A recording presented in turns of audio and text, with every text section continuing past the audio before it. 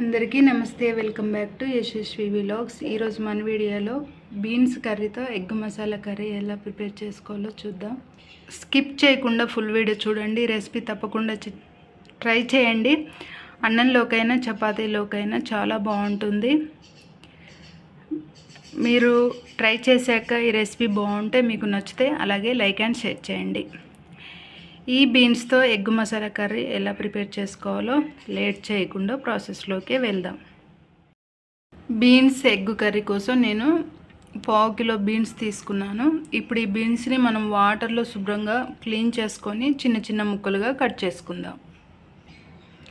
Beans మరియు టమాటా, పచ్చిమిర్చి, onion ఈ విధంగా సన్న సన్న ముక్కలుగా కట్ చేసుకోండి. టమాటా మాత్రం మీకు వీలైనంత సన్నగా కట్ చేసుకొని ఒక గిన్నెలోకి వేసుకొని పెట్టుకోవాలి.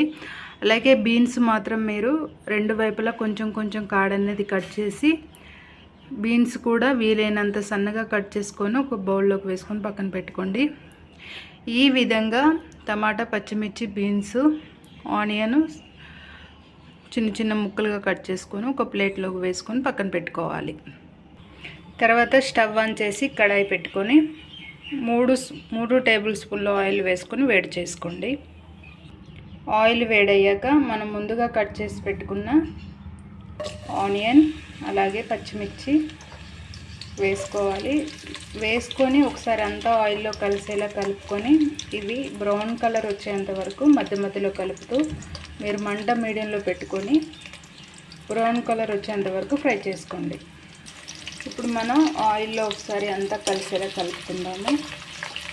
ఈ విధంగా ఆయిల్లో కలుపుకున్న తర్వాత మీరు మంట మీడియంలో పెట్టుకొని మధ్య మధ్యలో కలుపుతూ పచ్చిమిర్చి అండ్ ఆనియన్ బ్రౌన్ కలర్ వచ్చేంత వరకు మీరు ఫ్రై చేసుకోవాలి. పచ్చిమిర్చి అండ్ ఆనియన్ ఈ విధంగా గోధుమ రంగు కలర్లోకి వచ్చిన తర్వాత ఇందులో 1/2 టీ స్పూన్ వరకు పసుపు యాడ్ చేసుకోవాలి. అలాగే 1 టీ స్పూన్ వరకు అల్లం వెల్లుల్లి పేస్ట్ వేసుకొని ఒకసారి కలుపుకున్న తర్వాత మీరు మంట అదే మీడియంలో ఉంచి పచ్చివాసన పోయేంత వరకు ఫ్రై చేసుకోవాలి. ఒక 1 మినిట్ వరకు పచ్చివాసన పోయేంత వరకు ఫ్రై చేసుకున్న తర్వాత ఇప్పుడు మనం ముందుగా కట్ చేసి పెట్టుకున్న బీన్స్ ముక్కలు మొత్తాన్ని వేసుకోవాలి. బీన్స్ ముక్కలు వేసుకున్న తర్వాత మీరు మొత్తం ఆయిల్లో ఒకసారి అంతా కలిసేలా కలుపుకోండి. ఈ విధంగా అంతా కలిసేలా కలుపుకున్న తర్వాత మీరు మంట అదే మీడియంలో ఉంచుకొని మధ్య మధ్యలో కలుపుతూ బీన్స్ అనేవి మెత్తపడేంత వరకు మంచిగా ఉడకాలి. మంచిగా ఉడికి మెత్తపడేంత వరకు మీరు మధ్య మధ్యలో కలుపుతూ బీన్స్ని ఉడికించుకోండి. ఇప్పుడు మనం దీని మీద మూత వేసుకోవాలి. మంట మీడియంలో ఉంచి మూత వేసుకొని ఒక 2 నిమిషాల వరకు మూత తీయకుండా బీన్స్ని ఉడికించుకోండి. 2 మినిట్స్ తర్వాత ఒకసారి మూత తీసి అడుగనేది అడుగంటకుండా ఒకసారి మూత తీసి కలుపుకుందాము.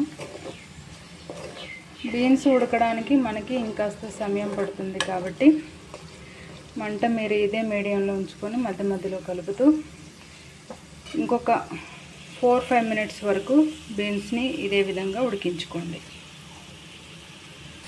4 మినిట్స్ తర్వాత మనకు బీన్స్ ఒక 80% ఉడికిపోయింది.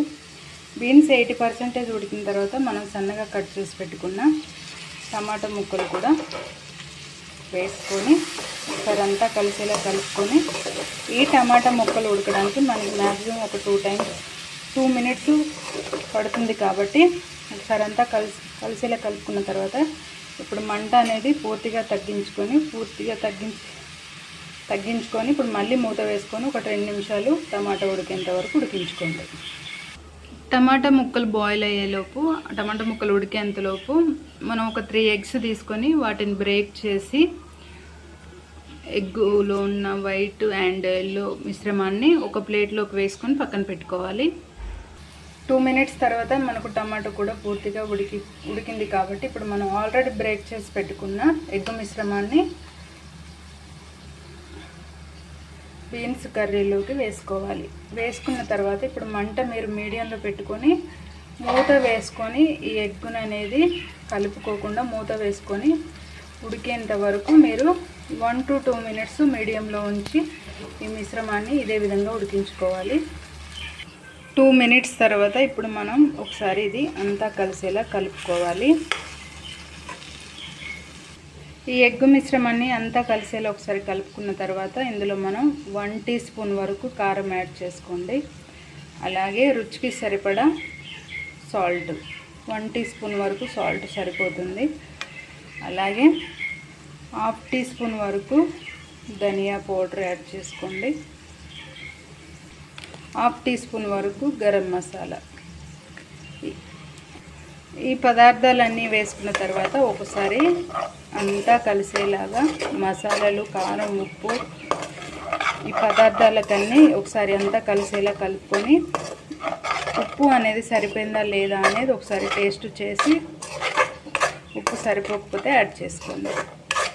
ఓకే, ఈ విధంగా అంతా కలిసేలా కలుపుకున్న తర్వాత ఇప్పుడు మీరు మూత వేసుకొని మంట అనేది పూర్తిగా తగ్గించుకొని ఒక 2-3 మినిట్స్ వరకు ఇలానే ఉడికించుకోండి.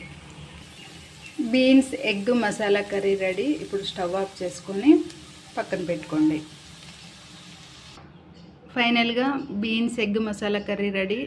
ఈ రెసిపీ చపాతీలోకైనా అన్నంలోకైనా చాలా బాగుంటుంది. ఒకసారి మీరు ట్రై చేయండి. మీకు కనుక ఈ రెసిపీ నచ్చితే లైక్ అండ్ షేర్ చేయండి. అండ్ మన ఛానల్ను సపోర్ట్ చేయండి, సబ్స్క్రైబ్ చేసుకోండి.